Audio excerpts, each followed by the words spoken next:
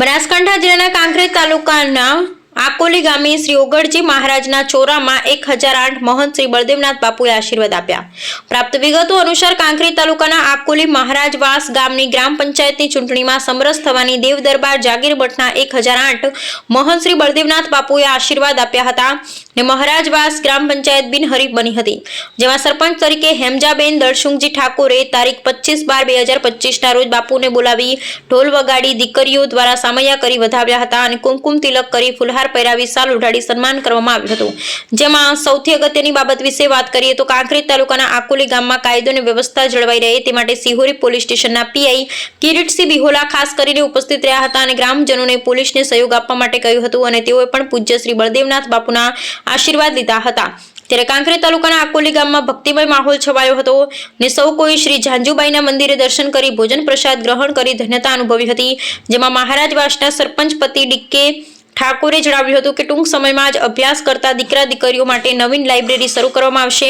સાથે સાથે પોલીસની પરીક્ષા માટે તૈયાર કરી શકાય એ માટે ગામમાં સ્પોર્ટ મેદાન પણ બનાવવામાં આવ્યું છે, જેને ખુલ્લું મૂકવા માટે કાંકરેજ તાલુકાના ધારાસભ્ય અમૃતજી ઠાકોર સહિત મોટી સંખ્યામાં લોકો હાજર રહ્યા હતા અને સમગ્ર આકોલી ગામમાં અઢારે આલમના લોકોમાં ભાઈચારાની ભાવના જળવાઈ રહે એવી શુભેચ્છાઓ પાઠવી હતી। જોકે હાલમાં આકોલી ગામે 3 ગ્રામ પંચાયતો છે, જેમાં આકોલી મહારાજવાસ અને એક ઠાકોરવાસ ગ્રામ પંચાયત બિનહરીફ બની હતી ને આકોલી ક્ષેત્રવાસ ગ્રામ પંચાયતની ચૂંટણી થઈ હતી। ત્યારે હવે કાંકરેજ તાલુકા આકોલી ગામમાં સાર્વત્રિક રીતે ઓગળજી મહારાજના જયઘોષ સાથે આવનારું નવું વર્ષ 2026 શુભદાયી ફળદાયી યશસ્વી અને નિરોગી નીવડે તેવી આશા વ્યક્ત કરવામાં આવી હતી। અહેવાલ રામજીભાઈ રાયગોર। ગ્રામ પંચાયત તે નિમિત્તે દેવદરબાર થોળી મહંત શ્રી બળદેવનાથ બાપુ કાંકરેજ ધારાસભ્ય સાહેબ શ્રી અને કિરીટસિંહ બિહોલા પીઆઈ શ્રી સુહોરી વધારી રહ્યા છે। એ નિમિત્તે સમગ્ર ગામને જમણવાર આપેલ છે। મારા ધર્મપત્ની શ્રીમતી હેમજાબેન દળસુંગજી ઠાકોર તરફથી આ માનતા રાખેલી હતી પૂર્ણ કરવા માટે આ સમગ્ર ગામને આયોજન કર્યું। ભારત માતા કી જય। આમ તો આપણા ધર્મગુરુ અહીંયા આગળ હાજર છે અને આપણે એમની સમક્ષ મતલબ વિશેષ ન કહી શકીએ, પરંતુ આજ રોજ બાપા આવવાના હતા અને મને મેસેજ મળ્યો એટલે એમના આશીર્વાદ લેવા માટે હું બાપા ખાસ આપને અહીંયા આગળ વધારેલ છું। આટલો મને એક આ ગામનો આનંદ થાય છે। ભલે લોકશાહી છે પણ લોકશાહીમાં પણ આજે તમારા આખા ગામનો ખૂબ ઓગળજી પ્રત્યે ભાવ છે।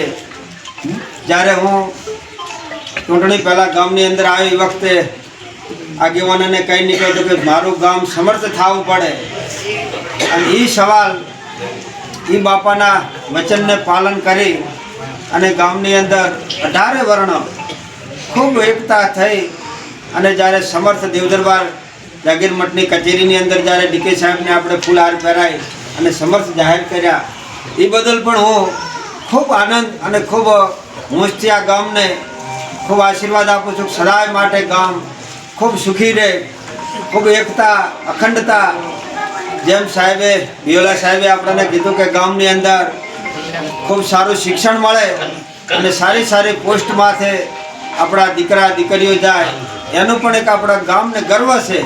ગર્વની સાથે ઓગળજી મહારાજના પણ આશીર્વાદ છે આ ગામની અંદર ખૂબ શિક્ષિત બને અને સાથે સાથે નિવ્યસની બને। જે કોઈ નાના મોટા વ્યસનો હોય એ પણ સમયની સાથે આપણે જીવવાની જરૂર છે। માટે કોઈ પણ નાના મોટા વ્યસન હોય ગામની અંદર કોઈ પણ ભસ્મંગરાગાય મહેશ્વરાય નિત્યાય શુદ્ધાય દિગંબરાય તસ્મૈ નકારાય નમઃ શિવાય તસ્મૈ નકારાય નમઃ શિવાય।